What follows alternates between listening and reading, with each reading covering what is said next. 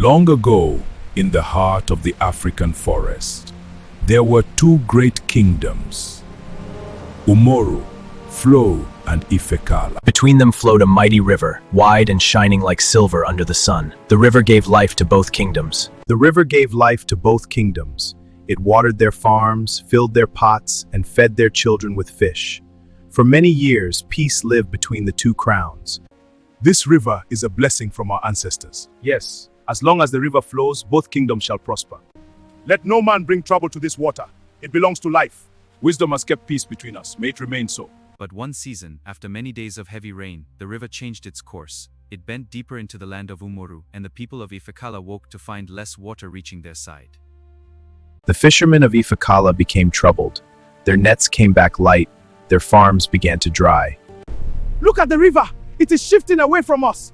This has never happened before. Something is wrong. Very wrong. Father must hear of this immediately.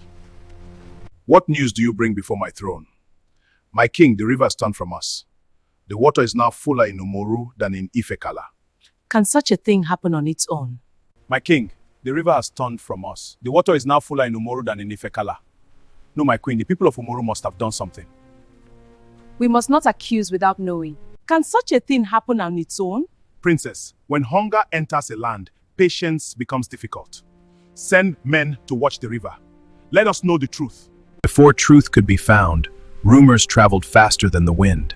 Some said Umoru had used secret power. Others said their priests had spoken to the spirits of the water. Umoru has stolen our river. They want our children to thirst. My husband, the people are afraid. Fear can turn a peaceful heart into a dangerous one. Then speak quickly, my king, before fear becomes fire. My king, word has come from Ifekala. Their people say we have taken the river from them. Taking the river? Are we gods that move rivers with our hands? This matter must be handled with care.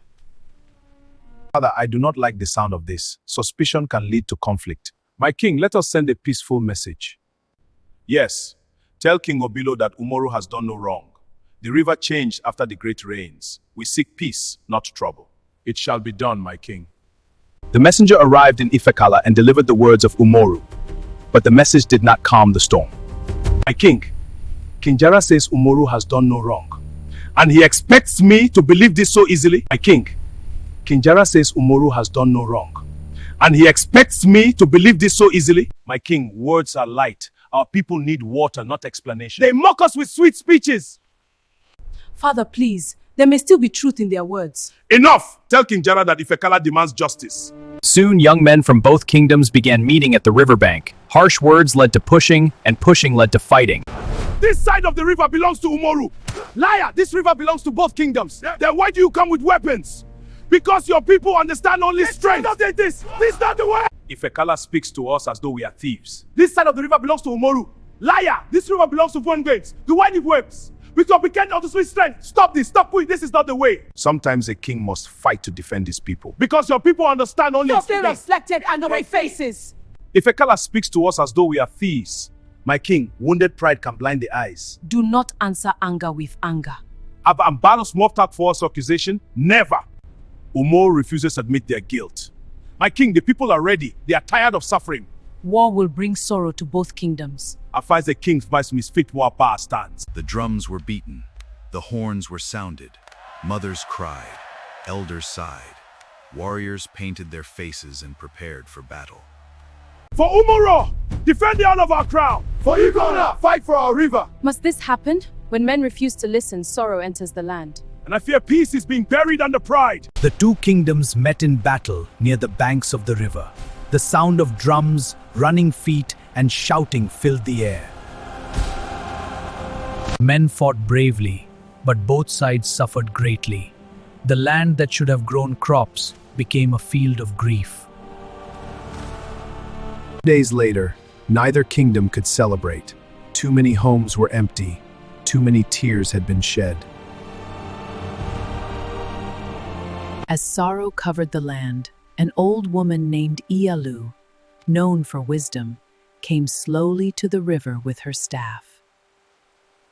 Call your kings, call your elders. The river has a voice and I have heard it. What can an old woman say that warriors could not settle? Warriors hear the drum. Wisdom hears the earth.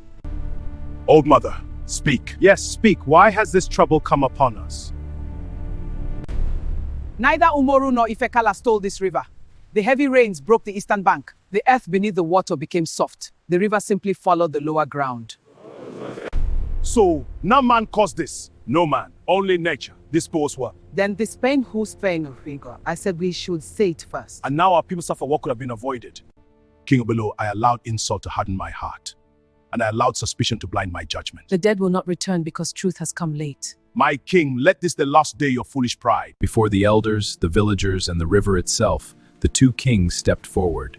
This day, Umoru shall help build channels so the water may flow again to Ifekala. And Ifekala shall stand with Umoru as brothers, not enemies. Let the young men drop their weapons. Let them carry hoes, nets, and baskets instead. A river does not drink its own water. It flows to bless others. So must kings learn to live.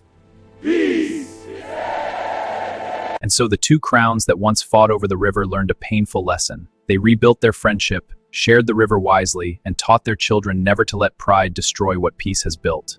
From that day on, the river was called the River of Two Crowns, not because it divided two kingdoms, but because it reminded them that wisdom is greater than war. Pride can destroy peace. Wisdom must speak before war begins. But what people share should unite them, not divide them.